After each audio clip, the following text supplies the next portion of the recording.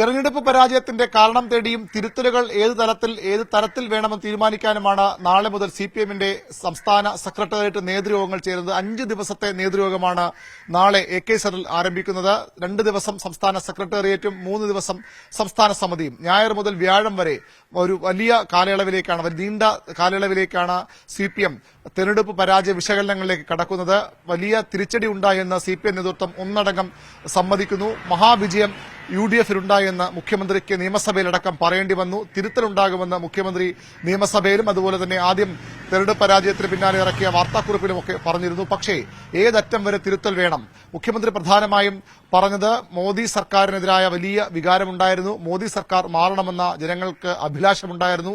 ആ അഭിലാഷം നിറവേറ്റാൻ ഏറ്റവും എളുപ്പം UDF-ന് കോൺഗ്രസിന് ഇവിടെ വോട്ട് ചെയ്യുന്നതെന്ന ജനം വിലയിരുത്തി എന്ന കാരണമാണ്. എന്നാൽ അതിൽ മാത്രം ഒതുങ്ങുമോ പരാജയ കാരണമെന്ന ചർച്ചയാണ് CPM കേന്ദ്രങ്ങളിൽ പൊതുവിൽ ഉയർന്നു വരുന്നത്. മുഖ്യമന്ത്രി അങ്ങനെ പറയുമ്പോഴും വലിയ പരാജയമാണ്, വലിയ തിരിച്ചടി ഉണ്ടായതിന് മറ്റു പല കാരണങ്ങളുമുണ്ട്. എല്ലാ കാരണങ്ങളും ചർച്ച ചെയ്യും, തിരുത്തുമെന്ന് CPM-ന്റെ സംസ്ഥാന സെക്രട്ടറി ആവർത്തിക്കുന്നു. അതായത് ഭരണവിരുദ്ധ വികാരമാണ് തോൽവിയുടെ ഏറ്റവും പ്രധാനപ്പെട്ട കാരണം.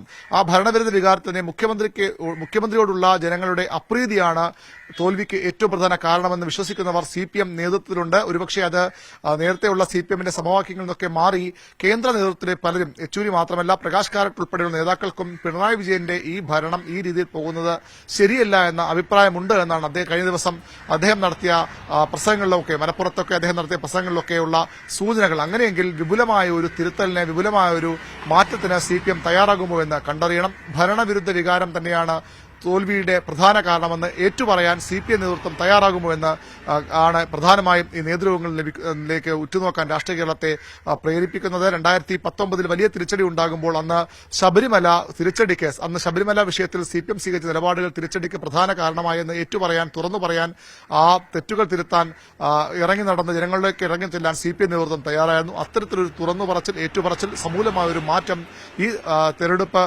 ഫല അവലോകനത്തിന് ശേഷം CPM തയ്യാറാകുമോ എന്നാണ് അറിയേണ്ടത്. CPM-നുള്ളിൽ മാത്രമല്ല ഭരണവിരുദ്ധ വികാരം തിരിച്ചടിയായെന്ന പൊതുവികാരമുള്ളത്. CPI നേതൃത്വം പരസ്യമായി തന്നെ അക്കാര്യം പറഞ്ഞു കഴിഞ്ഞു. മറ്റു ഘടകകക്ഷികളും RJD ഉൾപ്പെടെയുള്ള ഘടകകക്ഷികളും അത്തരം ഭരണവിരുദ്ധ വികാരമുണ്ട് എന്ന യാഥാർത്ഥ്യം ഉൾക്കൊള്ളണമെന്ന് സമ്മതിച്ചു കഴിഞ്ഞു. CPM-ന്റെ ജില്ലാ കമ്മിറ്റികളിലും മണ്ഡലം കമ്മിറ്റികളിൽ നിന്നും ചർച്ചയുടെ പൊതുവികാരവും അത്തരത്തിലായിരുന്നു. അത് സമ്മതിക്കാൻ, അത് ഏറ്റുപറയാൻ CPM-ഉം മുഖ്യമന്ത്രിയും തയ്യാറാകുമോ എന്നാണ് അറിയേണ്ടത്. എല്ലാ തലത്തിലുമുള്ള ഒരു മാറ്റമുണ്ടാകണമെന്ന അഭിപ്രായം പാർട്ടിയിൽ ശക്തമാവുകയാണ്. അവിടെ ഭരണവിരുദ്ധ വികാരമെങ്കിൽ അതിന്റെ കാരണക്കാരൻ എപ്പോഴും ഭരണനേട്ടങ്ങൾ മുഖ്യമന്ത്രി പിണറായി വിജയനിലേക്കാണ് CPM എത്തിക്കുന്നത്. ആ മുഖ്യമന്ത്രിയുടെ ക്യാപ്റ്റനായ മുഖ്യമന്ത്രി നിന്നുകൊണ്ട് ഭരണം മുന്നോട്ട് കൊണ്ടുപോകുന്നു, തുടർഭരണം ഉണ്ടാക്കുന്നു എന്ന വികാരം പരസ്യമായി തന്നെ നേതാക്കൾ പങ്കുവച്ചിട്ടുള്ളതാണ്. അങ്ങനെയെങ്കിൽ പരാജയം വരുമ്പോഴും മുഖ്യമന്ത്രിയല്ലേ കാരണക്കാരെന്ന പൊതു സംശയമാണ് സമൂഹത്തിൽ ഉയരുന്നത്. അതിന് ഏതറ്റം വരെ മറുപടി പറയും. മുഖ്യമന്ത്രി മാറില്ലെങ്കിൽ പോലും അദ്ദേഹത്തിന്റെ സമീപനങ്ങളിലും ശൈലിയിലെങ്കിലും മാറ്റം തയ്യാറാകുമോ?